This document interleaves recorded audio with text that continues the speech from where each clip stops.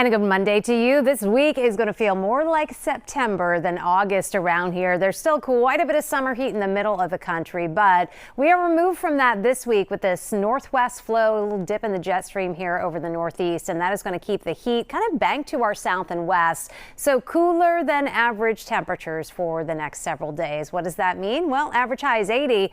We're not getting out of the 60s today along the coast, the low 70s inland, clouds breaking for sunshine here. And we will see a lot of that, but a breeze coming off the water out of the east northeast, 15, 20 miles per hour gusting higher will give a cool feel along the coastline today, especially. So make sure you're dressed for it. All of this is in association with the front that came through yesterday. I mean, we were 92 ahead of the front yesterday. Now that it is offshore, big area of high pressure building down out of Canada and the clockwise flow around that high, pulling in not only cooler air but drier air. So the dew points, which were up in the low 70s yesterday, are in the upper 40s now. We're going to keep those dew points in the 40s and 50s here the next couple of days. And notice really through the end of the week, dew points holding in the 50s. So a nice refreshing air mass and a break from the humidity coming our way this week. Tonight, clear to partly cloudy. It will be cool, low to mid 50s for overnight lows. And tomorrow, a few clouds around mixing with the sunshine. So we'll call it partly sunny. Cool once again. The wind's not as strong, but still from the east, about 5 to 10. And our high temperatures running about 70 to 75, coolest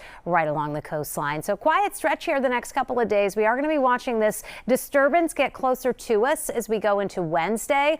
Not a lot of moisture with it, and what there is likely is going to fall mostly across northern New England. So more clouds on Wednesday near and north of the Pike. There is the risk for at least a few showers, especially as we get later into the day in the early evening. But in terms of beneficial rain, this really isn't going to produce much, probably just a few hundredths of an inch where you see any showers at all. Big story that we're watching, of course, is Hurricane Erin. This is a major Category 4 hurricane with 130 mile per hour winds. It is now moving away from Puerto Rico and the Dominican Republic, and it is east of the Turks and Caicos. Also, the southeastern Bahamas are under tropical storm warnings with this. Central Bahamas have a tropical storm watch. This is going to stay over land. It is not going to move over any land areas, but it's a large storm, so that wind field is broad. They'll get tropical storm force winds, and they will certainly have some rain impacts through parts of the Bahamas and also the Turks and Caicos. And then as it takes that turn to the north, it is going to pass between Bermuda and the eastern seaboard. So again,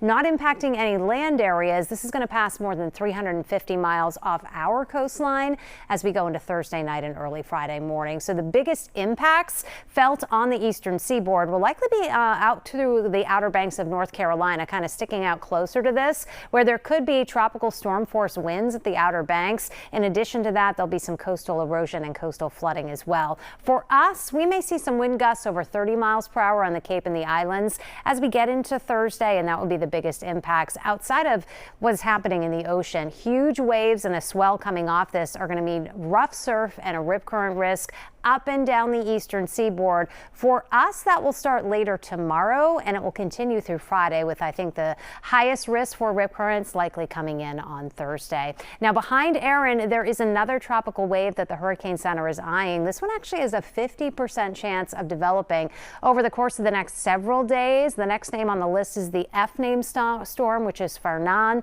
and it may actually travel a similar path to what Erin did. So we'll be keeping an eye on the tropics here as we get closer to the month of September, but that September feel with us through Thursday, and then the temperatures start to creep back up. We're running around 80 on Friday, in the 80s, higher humidity with the chance of thunderstorms. Summer feel returns this weekend.